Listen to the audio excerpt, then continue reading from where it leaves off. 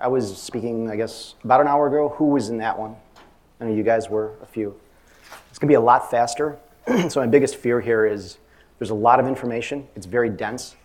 So I think what I want to try to do is kind of walk through it pretty quick. And then if we can circle back, we will. So we'll see how this goes. So we're kind of testing in prod right now. So you're part of my testing team.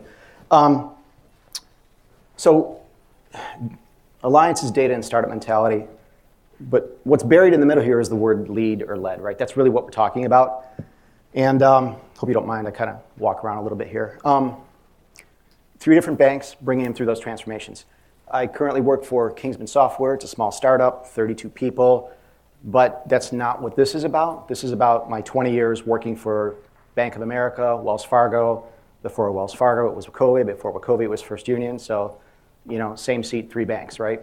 I know it's right after lunch. We'll try to keep this as engaging as possible. If I fall asleep, wake me up. All right, so let's see where we go with this. Again, it's going to be fast, so let's move through it pretty quick just to start. But this is going to be a little bit helpful because those of you who were here yesterday, I'm standing on the shoulders of some giants that have already presented. So Scott Nasello talked about a learning organization, learning culture, a safe place, psychological safe to experiment with things, grassroots efforts. He said that they started at the grassroots. Dr. Steve Maynor talked, it was great. I was like, this is cool. You just did the first 10 minutes of my talk. It makes my job easier. Transformational leadership, if you recall, he talked about a few different things. Cotter's leading change, 8 steps there. And he also talked about, talked about kind of the grief curve or the trove of disillusionment. We've seen that form in different places, okay? And Mirko Herring, who was a breakout yesterday, talked about mental maps. This is great because I want to reference a lot of these. I am going to be watching my time pretty quick and maybe speeding up. We'll see how it goes. It's like variable speed DevOps here. If you think we're talking about tools today, you probably want to go to another session. This is about not the tools aren't hard. Implementing a tool is easy if you didn't have culture and process in the way. At least that's what I believe, right? If you didn't have to integrate that tool with the ecosystems and the teams and crossing borders and boundaries, it's not that hard, okay? So we're going to be talking about the cultural barriers, the things that I've seen working in these banks. You've seen this or some form of this, right? The more you can kind of capture the culture of what you're doing, the more differentiation and the more return you can get. This thing is like a 9-month loop over here. If you aren't delivering something in 9 months, returns, your funding just went somewhere else. In large organizations, you guys, you know what I'm talking about. So a little background, we talked about it already. It's not about DevOps in my company. I was in the National Guard for 15 years. I tend to bring a lot of my military lessons and ideas. It came with me. Actually pretty helpful. So org sizes, current banks that I'm working for, plus companies that I am working with now, anywhere from 50, 5,000, 50,000. You can see the scale. I've been working with organizations of all different sizes. The interesting thing is that the patterns tend to be the same at some level, which is a good and a bad thing maybe, but it helps us attack things with a pattern. Banking, right, everything you can imagine, worldwide. Little history lesson. Top 4 banks in 1990 were 35 different banks. So think about that from a culture perspective. The average age of the banks is 175 years old, right? So there's a lot going on. Let's keep going here. Where I fit, I've typically been at a director or SVP level doing these things, usually a large team, anywhere from 30 to 150. And I had the luxury of usually owning most of the teams to get work done, the deploy ops or the automation engineering platform teams, dev, whatever it is. So where we started and why. Top quote, Arthur Ashe. And those of you that were at the last one, you've heard me say this. Start where you are with what you can, right? I'm going to go through some of the organizations real quick to show you the different starting points. Wachovia was kind of a startup where we had to very quickly kind of sell and grow the idea internally, right? We treated ourselves like a startup internally. Wells Fargo, which acquired Wachovia, we had to take that service and then sell it so it was a surviving service in the combined organization. So we at that time had maybe, 150 applications automated, went to 350 with Wells Fargo. I moved to Bank of America. They had about 200 under control applications, scaled that up to 800 in the consumer banking division, and it was like 50 tools across the space, so we had a huge tool sprawl. Bank of America number 2. We then went up to the enterprise level, and that's like pro-ball politics at that point. It's very interesting, whole different set of dynamics. And then I have general clients like this, small aggressive teams, mid-size. They might have problems like separate networks. Maybe they don't have any funding to do it. I heard people talking yesterday. We did all these things with no funding. You know, like I think it was Paula, was it Thrasher maybe? She said things like that. So it's cool when you can get that done. All right, where we started and why. All right, real quick. I'm gonna go over this real quick and then we're gonna jump into it in a little while. You start with friendly teams. It's the easiest way to get things done because otherwise you're just gonna have a struggle for 12 months and get nowhere. Find areas where you can focus and measure because the measurements are gonna protect you as you go and you grow. If you can find an executive champion, do it. I think in most cases I tended to start with a grassroots. Once the executive felt safe putting their stamp on it, we got some money. It's the way it's gonna work. At B of A, we actually had executive support, so that worked out. And you want to be able to innovate, right? Because if you think it's not changing in 9 months, it will. You have to have a place where you can adapt as you go and learn from what you're doing, okay? I would consider those probably the 4 essential ingredients to think, well, I probably have a better chance than failing 90% of the time, like most transformations do, or whatever the measure was. So we're going to talk a little bit about the problem space and the principles. So this is kind of giving you the breadcrumbs, right? Or the signposts, why we did it. If I could give you the list and say, this is what you do to build an alliance, it might not work in your organizations. But if I can say, this is why we did it, take that and use it in your organizations however you see fit. So again, sounds a little philosophical, it'll start that way, but I'll bring it down to concrete examples of how we built alliances. Okay, so trust me a little bit on that, I hope, and we'll see where it goes. Transformations, you've seen this before, I think earlier. 50 to 75% of transformations fail. So why does that happen? A lot of different reasons. I tend to focus on maybe 3. It's either motivation, trust. Well, trust drives everything. Motivation, trust, and fear of change, right? We talked about that before. There we go. Motivation, how the org behaves, trust, how leaders are behaving, and fear of change, how we behave. I'm going to focus on the fear of change because I think that's where, when you're trying to do one of these things, you have the most control, okay? Motivation, it's for knowledge workers. It's really more about giving you autonomy than it is command and control, the old incentives, right? And in DevOps, right, we talk about misaligned incentives. Interestingly, on trust, 51% trust senior management. That's pretty crazy when you're asked to do things and take a risk. But fear of change, again, where we're going to focus. Here's an interesting thing. We are biologically wired to fear change. Okay, there's a book, Wired to Resist, where I'm getting this from. And Dr. Britt Andretta talks about 4 different areas of the brain that say, don't do that, I'm going to get hurt. Okay, which translates into psychological and emotional reactions. You go through predictable stages of grief, and what they found, further researchers, is that organizations go through these stages as well. So that's where we're going with this. Okay, all this obviously is going to be available afterwards. So, culture, this is great, 4-minute clip if you haven't seen it. This is The Replacement, Spiders and Bugs, right? We lost, not because of effort or desire, lack of leadership, lack of trust. Failed transformation, ineffective leadership, low trust, dysfunctional culture. That's kind of the pattern, right? It all hinges on trust. Does that look familiar? When you start to hear language that says us versus them, you know that there's something you have to talk about. Okay, and we hear it all the time. How about this? Ops, we want to do something. Change management, we want to do something. No, we don't. That's not how we do it. Okay. So our goal, or my goal here, would be to create a sustained transformation where we can manage the fear of change through actions of creating trust, providing the right kind of motivators for innovative thinking, and then drive new desired behaviors that are aligned to the business goals, right? If you're doing something that's not aligned to business, don't do that. What's on your resume? It's not technical. If you don't think you're in DevOps sales when you're doing this, you need to rethink that, because you are. You're selling DevOps every day. You're inspiring. You're marketing. I was actually a therapist more than I thought I would be, because people would come to me and say, hey, we know you can get a message to executive leadership anonymously. Will you do that? You're a coach, teacher, motivator, and student. That's really important. As leaders, you need to be able to say, I don't know, I was wrong, or teach me. Okay, you have to have humility. You have to check your ego. If you don't, the whole trust thing goes away, and then nothing goes anywhere. This comes from 2017 State of DevOps reports, transformational leadership. So Dora and Puppet Labs, right? Vision, stimulation, intellectual stimulation, inspirational communication. It's falling in line, and I kind of like this definition myself. You commit people to action, convert them into leaders, and maybe create some change agents. You really want to create people to take your job. Sounds scary, right? All right, speed this up just a little bit. Change agent.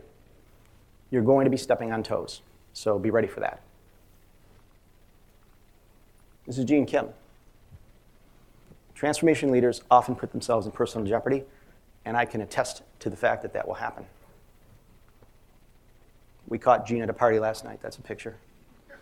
You're going to put yourself in personal jeopardy. That's okay. If you're the kind of person, the type of leader that can do that, you're always going to have a better job somewhere. It also helps you operate with integrity when you're doing these things, and it builds your trust. So your first job, you're going to lead with vision and inspiration. You're going to forge that path. You're going to lead by example, and then you're going to get rid of yourself. Pass the torch. Make your team take on the leadership. And then if you have a movement where it depends on the charisma of the leader, it's not really a movement. Okay. Some key points. We've talked about it. Culture drives an organization. It's made up of the sum of individual behaviors. Can't really change a culture directly. We can change behaviors that influence culture. And if I'm in your way, just shout at me. I'm sorry, I keep walking this way. These are your choices, and it's fearful. We talked about that. 3 scopes of leadership. Okay, you're going to lead the organization through change, potentially, either directly or by influence, because you're one of those influential people look up to. You have to, if usually you have some kind of a transformation team, DevOps platform services, something, protect that team. Keep them focused, let them do their job, keep management away from them. You have to put points on the board almost weekly, or else it'll end in 9 months. Oops, I skipped one. Probably the most important one. What we already talked about. You have to lead yourself with humility. Okay? All right, not bad. Now we're going to talk about the principles pretty quick here. And again, this is going to sound like we just talked about some of it, and you've seen it in some of the other presentations. So real quick on leadership. We just talked about this. Leading with extreme ownership is actually where some of these ideas come from, but it's about humility. The Servant is another book that talks about this. And so those guys, if you haven't seen them, they're U.S. Navy SEALs who now do business consulting. How do you run businesses with team first? Okay, it's always about the team. When I was in the National Guard, I got off the bus in basic training, and the first thing I saw was this big sign, Fort Sill, Oklahoma. It said, "Mission first, people always." And I wasn't really sure what it meant at the time, but now I do, right? It's about your team. I take it you read this by now. But these guys, some of the top guys in the world, in the military, and that's what they're saying, be humble. Okay. This is one that was talked about twice yesterday that I caught. Turn the ship around. There's not really a military theme here. I just happen to read these books. Captain David Marquet turned a submarine around in less than a year. And that's what we talked about, right? The practices of the organization, you have to anchor it in the culture and decouple it from the leader. How do you do it? He tells you a couple different ways, or well, one way. Create an environment for thinking. Make everybody part of your thought process, not just the leader, because if the leader's gone, what happens? Nothing. And you do it by doing 2 things, competence and clarity. And clarity means you give them the why. Has anybody, Simon Sinek, heard or watched, either read the book or seen Why, the TED Talk? If you haven't, you really, really should, right? And the same thing actually happens in the military. They give you the commander's intent. If you know why you're doing something, and then give them a couple of wide boundaries, let people go and do the work. But if you just tell them what to do, they don't know why they're doing things. That's the clarity piece. The competence is, of course, you have to make sure they're going to do things safely. It's a constant investment in the engineering skills of your people. So this thing is basically a constant learning dynamic organization. You do these things, and then give control and get out of the way. And when you do that, and he actually talks about this, it's a 10-minute video where this came from. Does that mean that the software programmer can release to production? Yeah, it does. Push the authority to where the information is. In a bank, they won't let you do that, probably, but that's the goal, right? There it is. Create the environment for thinking, give control, create leaders, and then get out of the way. Hysteresis curve for trust. This is great. Creating trust is hard to do, and losing it is very, very fast, right? One bad meal, it's gone. All right, so this is something you can take away right now. You're going to get measured on this. Your integrity, your intent, your capability, and your results. Do you have integrity? Are you walking your talk? Do your hips match your lips, right? What's your intent? It's okay to have an agenda as long as it's a good agenda. Be transparent about it. Can you do the job? Do you have the capability to do it? Okay? And then, are you delivering though? Just because you can do something and you haven't delivered, right? That happens a lot. So when people are deciding whether they're going to follow you as you lead them through these things, they're going to look at these 4 things. They're going to look for probability of your success because they're going to hitch their wagon to you. They're going to look for, are you legitimate? Okay. 13 trust building actions. So this came from the Speed of Trust. Actually, this hysteresis came from this, and this comes from Speed of Trust. Stephen M.R. Covey, the son of Dr. Covey. So here's something you take away right now. Take these 13 things, so like Ben Franklin's 13 virtues. Pick one next week and say, I'm going to do this. I'm going to talk straight all week. I'm going to focus on that one thing. And if you really want to start building trust, tell your teams what you're doing. And if you catch me not talking straight, call me out in public on it. If you catch me doing it, call me out. That'll build some trust really, really quick because they know you mean it and they know that you want to be transparent. Real quick on the motivation. There's 3 parts, right? Your biological motivation, survival. Traditional manufacturing motivation, where there's a carrot-stick approach, right? Reward, if-then kind of stuff. Works great for algorithmic processes. Doesn't work great for knowledge workers. In fact, it actually hurts. So we're going to talk about this. The intrinsic motivation is really what we want to provide people with, autonomy. Who here gets paid to contribute to open source? Why do you contribute to open source? Anybody? Because you want to. Does it give you a good feeling? Contributing to the greater society of good. Okay. Could you, if you spent that time in your organization, get paid for it? Maybe. Not doing the open source thing, but getting paid for extra work, right? But you choose not to. Okay? And you choose not to because there's a few things. You desire to direct your own life. You want some autonomy over these 4 things, time, task, technique, and team. Right? You want a piece of the action. Okay? For those folks that are as old as I am, that actually saw it the first time around. You have the urge to make something better that matters. And you know that you want to do something in the service of something greater. So this kind of goes to your startup mentality of protecting your teams, right? You need to inspire them to say, you are moving an organization, a huge organization, in ways that nobody else can do, right? Inspiring talk with these folks. Do something that nobody else has done. All right, fear of change. Here we go. I think we all have reasons why we fear change, right? Right? We can't, and ultimately it goes back to trust. I can't trust the organization necessarily that I'm going to get rewarded for it or not punished for doing something for coloring outside the lines, right? Big organizations squash innovation. And frankly, there's a lot of this, right? I fear of not being relevant, fear of losing my job, which is why I went back and said, if you want to be one of these leaders, just don't worry about losing your job. Maybe you will, maybe you won't, but it frees you up to make the right decisions. All right, here we go. So real quick, Dr. Britta Ambretta, she took different emotions and she mapped it on this. This is not just about people, this is organizational fear of change. All these things are happening, right? And we know this. Think about the last change you went through. How did you feel or people you know? Finally, somewhere halfway through this curve, we're accepting what's going on. That's 9 months down the road already. 2/3, 3/4 of the way, we're finally accepting it and saying, well, maybe there's something good here. Think of all that time lost.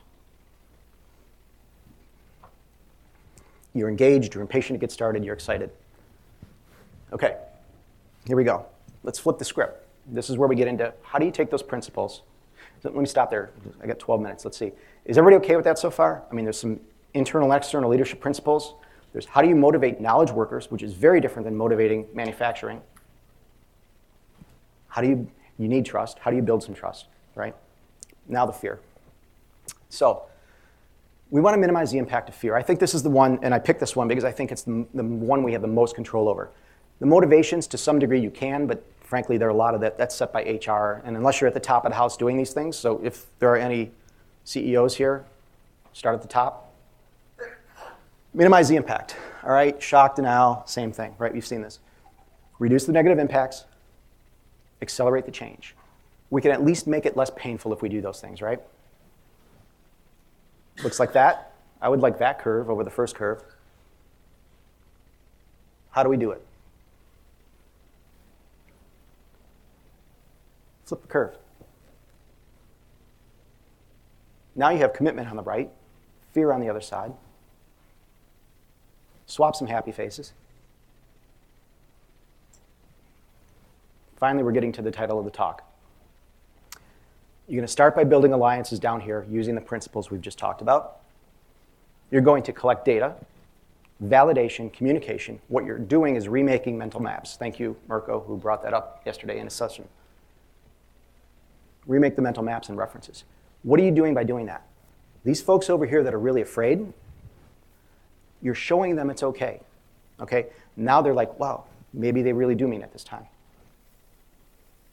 Sad face goes away, reducing the impacts, accelerating the change, happy campers. Okay? Sounds simple. And you actually probably already do these things. Naturally, you look for folks when you're trying to do things, you're like, oh, these folks are with us, let's try to do this. Just kind of formalizing it. And what you're doing is building trust. Okay? So we flip the script. If you think that looked familiar, you're right. Right? Everything you're doing is a product or service. Even cultural change, your transformation is a service. So, crossing the chasm, same thing. You're looking for early adopters. You're going to have to cross a point where it's painful, right? You can do this all day long and nobody catches you. That's skunk works, right? But then how do you actually breach it to management at one point, or broach it to management, right? Diffusion of innovation, same thing. Ooh, look at that. We're starting to get the change curve in there.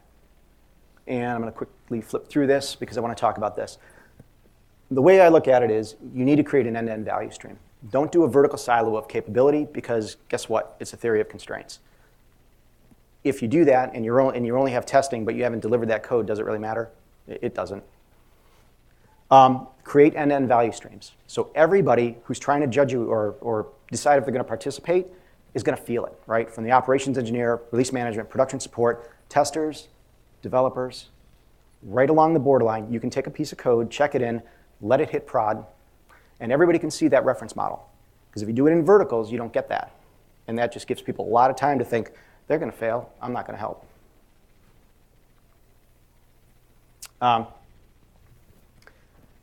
Marketing, right? We're back to marketing all the time. Testimonials, I used them all the time. You need to get beachheads with groups. Find a group, friendly group, and then run with it. Okay? Let's go. All right, so here we go. Who are you dealing with? These folks down here is what you want to do, right? Let's do it. I don't care what breaks. Right? It's great. I like the enthusiasm, but let's be a little careful what we're breaking, okay? You have the next group. They want to help you, but they want to see if you're successful first. Should sound familiar because we've talked about this, right? These folks, they're always busy. It's not that they oppose you, but they've got other things to do, or maybe they just don't understand DevOps, which is, it's common, right? And then you are going to have some folks that are always against you for any number of reasons. Guess what? I don't care what the reason is. I'm not going to say I'm going to waste my time there. It's not worth your time there because you're not going to get any return from them. Okay? Start here. And by the way, this is a 25% star. If you get 25% penetration, you have tipped the curve. You now have momentum. Okay? So let's apply that to alliances. Here we go. Build consensus, trust, legitimacy, and probability of success with small but consistent, meaningful wins. You don't have to have a huge amount of wins, but you can't wait 9 months to show something. So if you're in a 9-month tool war conversation, you just lost. Learn and adapt. And even if you put something in place and say, and learn from it, it is about learning, right? Learn what you can do in your environments. Engage and communicate continuously, even if it's bad news, right? You don't want your executives to be surprised. And guess what? It builds trust. I don't like that guy's message, but I know he's telling me the truth when I need to hear it. Okay. I would hire that person. Once you get past that, these folks start to hear the message, they see the data, and they say, okay, I'll give them my support. Okay? Never, ever, and I have down there, continue bypassing teams. Don't, I call it tripwire, right? Don't ever get caught in there because you just go nowhere. We hit the tipping point. Now the big problem is these folks, you're going to have to manage this flow. And we had 100 onboards going at any given time. It's a heavy flow. So, but you have to stay focused, right? Because if you start to try to spread out, it dilutes what you're doing, and then you get slowed down again. And again, just don't go there. Check with them. Say, hey, would you like to join the party now? But don't spend time there if they're not ready. And they might it might not be that they're against you, but again, they might have something going on or they're afraid of the change. All right, building alliances and coalitions, just a quick review. Get your footholds, get the beachheads, and build legitimacy, quick results. You have to get quick results over and over and over. Small ones, but always. Create alliances and support, providing immediate relief if possible. Turn your critics into your friends, okay? Find enthusiastic adopters. I think we talked about all these things. If you can, do that. I'm going to flip through a bunch of lists here. This is where the list comes in. Pick and choose what you like. We're not going to go through them all. But if I started that way without understanding what the principles were, it may not have worked in every one of your cases, right? So you can do these things, you can do these things, and you can do these things, okay? And you'll have all of this available, so don't hurt your wrists scribbling out. Adoption curve. So now we're talking about the data and startup mentality. You want to focus. As early as you can, start collecting data. Baseline, most people aren't collecting data anyway, but you want to do that for two reasons, right? You want to be able to measure honestly where you are and how you're improving as a team, but also so that you can communicate to management and continue to get their support. Data is all of these things. It is visibility. It's your defense against things. It helps you with internal selling more, right? Sorry, guys. Funding, support, and if you have that platform services team, it helps you make that team better, right? High level of service. Manage the team like a startup, okay? Every day could be your last day, quite possibly. And so I heard this from the first person that ever hired me in IT many, many years ago. And he said, at the end of every day, I measure myself and I say, did I contribute P&L to the company? And it doesn't have to be necessarily money, but what was my P&L? Did we make a positive change in the company or a negative change? And I always carry that with me. Every day I think that, at the end of every day. Did I do something good for the company? Notice it wasn't for me, it was for the company, right? Team. We just talked kind of about this. It's just really a summary. Here's an interesting point. People will buy with emotion and then later on justify with logic. You may or may not believe that, but I've heard that in several places, and I tend to think it's true. When I think I really want something, I'm like, yeah, I like it. I feel good about that. Okay, is my wife going to buy off on that? What logic can I use to justify that, right?